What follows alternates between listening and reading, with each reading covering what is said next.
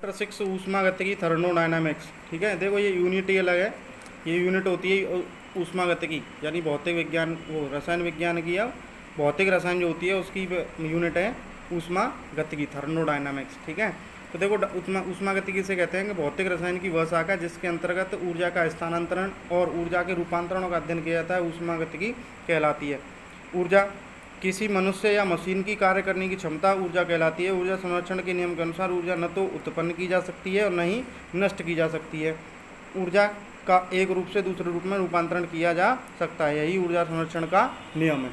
ठीक है, दूसरा है निकाय सिस्टम। किसी पदार्थ का वह भाग जिस पर हम कोई प्रैक्टिकल करते हैं, यानी प्रैक्टिकल के लिए हम थोड़ा सा कोई भाग लें तो उसको हम निकाय या सिस्टम कहते हैं। प्रतिदर्श या सैंपल या नमूना उन्हीं को कहते हैं। ठीक है, जिसका हमें अध्ययन करना है या जिस पर हमें प्रयोग करना है उसे हम निकाय कहेंगे। जैसे कि कोई ठोस, द्रव या गैस का दिया हुआ नमूना, रासायनिक अभिक्रिया आदि। परिवेश, तो किसी निकाय के चारों ओर का क्षेत्र परिवेश कहलाता है। ठीक है, यानी कि जैसे कि ये पेन है, पेन रखा हुआ है, ये आपका सिस्टम है और इसके चारों ओर जो क्षेत्र है ये आपका परिवेश है। ठीक है, बीकर में रखा हुआ पदार्थ निकाय तथा बीकर के बाहर का वायुमंडल निकाय परिवेश है। ठीक है, देखो बीकर है, बीकर में कोई पदार्थ रखा हुआ है तो वह तो निकाय है, और निकाय के जो बीकर के बाहर का वायुमंडल है वो उसका परिवेश है। विश्व, यूनिवर्स, यानी निकाय और परिवेश मिलकर के विश्व बनाते हैं। ठीक है, एग्जाम्पल लिया जाए, जैसे कि विश्व में या ब्रह्मांड में पृथ्वी एक ग्रह है और पृथ्वी के बारे में जो अध्ययन करता है तो वो हमने मान लिया निकाय।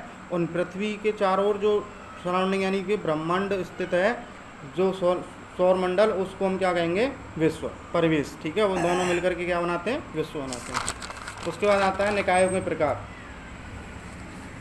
निकायों के प्रकार, तो निकाय मुख्यतः 3 प्रकार के होते हैं। नंबर 1 खुला निकाय, ओपन सिस्टम, यानी कि वह निकाय जिसमें ऊर्जा तथा द्रव दोनों का आदान प्रदान किया जा सके, यानी दोनों उसमें घटाई बढ़ाई जा सकें, तो उस अवस्था को हम खुला निकाय कहते हैं। जैसे उदाहरण में खुले बीकर में रखा पदार्थ। खुले बीकर का मतलब क्या है कि जैसे कि कोई बर्तन में हम पानी गर्म कर रहे हैं तो उसमें ऊर्जा दी जा रही है, ऊर्जा भी दी जा रही है और द्रव्य, उसमें हम पानी भी बढ़ा सकते हैं, तो ये दोनों हमारा खुला निकाय।